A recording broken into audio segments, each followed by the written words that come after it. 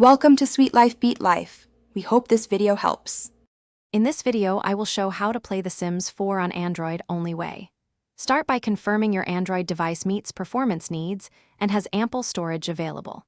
Next, prepare a legal copy of the game on your PC and enable secure transfer methods.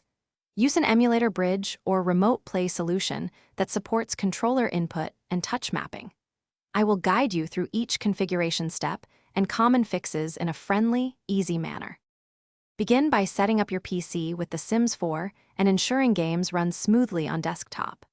On your Android device, install a trusted remote play or streaming app and connect with your PC using a secure local network. Configure touch controls and controller mapping to match a 16:9 screen ratio for optimal gameplay.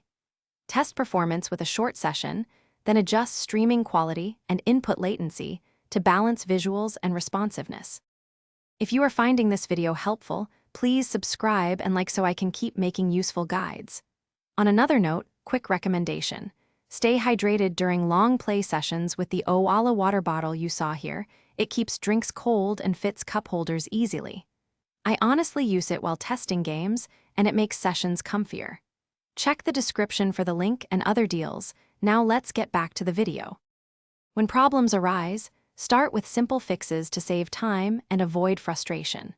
Reduce streaming resolution and bitrate if frames drop, and close unnecessary apps that consume CPU or network bandwidth.